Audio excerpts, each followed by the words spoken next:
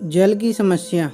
जब सभी लोग एक साथ आए तो कहने लगे कि हमारे यहाँ पर जल की बहुत समस्या हो गई है और बहुत ही मुश्किल से हमेशा जल मिल पा रहा है।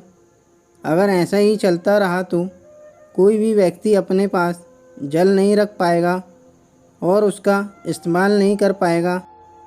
हमें बहुत ही जल्दी सोचना चाहिए। यह छोटा सा गांव पहाड़ी क्षेत्र पर था। वहाँ पर जल की बहुत समस्या थी। जल नीचे नदी में बहता था। वहाँ पर जाने के लिए उन्हें बहुत ही मेहनत करनी पड़ती थी। बहुत ही मुश्किल के रास्ते उन्हें अपनाने पड़ते थे। उसी गांव में एक सबसे बड़ा बुजुर्ग आदमी था। वह कहने लगा कि अगर ऐसा ही चलता रहा तो जल लाने के लिए हमें बहुत से लोग चाहिए जो नीचे जाएंगे और जल को ऊपर लेकर आएंगे, जबकि हमारे पास ऐसा कोई साधन नहीं है जिससे हम जल को नीचे से ऊपर की ओर ला सकें। प्रत्येक दिन पर पानी की समस्या लगातार बढ़ रही है और हमें इसका उपाय सोचना चाहिए। अगर ऐसा नहीं कर पाए तो यह समस्या हमारे लिए बहुत बड़ी परेशानी लेकर आएगी। हमें जल तभी मिल पाता है जब बारिश होती है। जब बारिश होती है तभी हम जल को इकट्ठा कर पाते हैं, लेकिन बारिश ना होने पर हमें जल की समस्या होती है। यह पहाड़ी क्षेत्र तो है, लेकिन यहाँ पर जल की बहुत बड़ी समस्या है। उनमें से एक आदमी ने यह सलाह दी कि हमें नीचे की जगह पर जाना चाहिए और हमें ऐसा करने में कोई परेशानी भी नहीं होगी और हमें जल भी आसानी से मिल जाएगा। तभी दूसरा आदमी बोला कि अगर हम अपने घरों को बनाते हैं तो इसे जंगली जानवर हम पर हमला कर सकते हैं, क्योंकि नीचे जंगली जानवर बहुत अधिक मात्रा में हैं और वह किसी को भी परेशान कर सकते हैं और उनके लिए मुसीबत बन सकते हैं। यह तरकीब भी काम नहीं कर पा रही थी और उनकी समस्या लगातार बढ़ रही थी।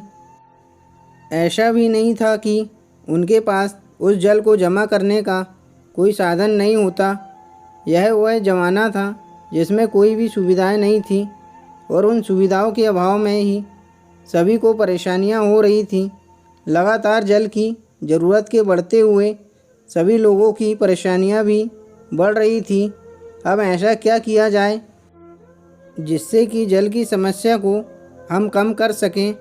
उसके बाद कुछ लोग कहने लगे कि हम ऐसा करते हैं कि हम कुछ लोगों को नीचे भेज देते हैं और उन्हें यह काम सौंप देते हैं, जिससे कि जल की समस्या हल हो सके, जिससे वह लोग नीचे रहकर ही जंगली जानवर पर नज़र रखेंगे और जब हमारे लोग जल लेकर आ जाएंगे तब तक वह वहीं पर पहरा देते रहेंगे, जिससे हमें किसी की भी परेशानी ना हो।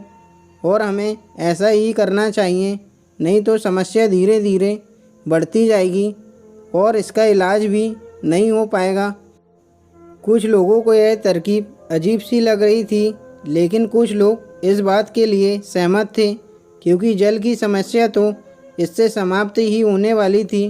तभी कुछ लोग कहने लगे कि हमें ऐसा भी करना चाहिए, जिस जगह पर नदी का जल बहता है उस जगह को हमें चारों ओर से बांध देना चाहिए, जिससे कोई भी जंगली जानवर हम पर हमला ना कर पाए।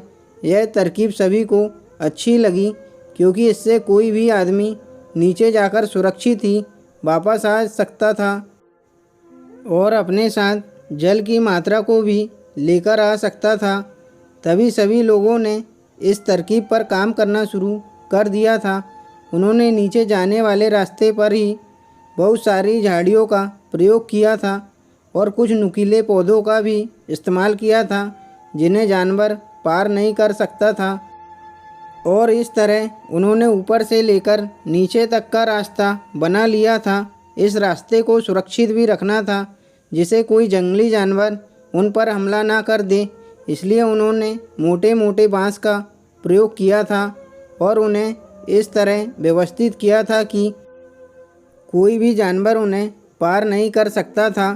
इस तरकीब को पूरा करने के लिए उन्होंने कुछ दिन का समय लग गया था, लेकिन वह इस समस्या से परेशान थे और समस्या का हल उन्होंने निकाल लिया था।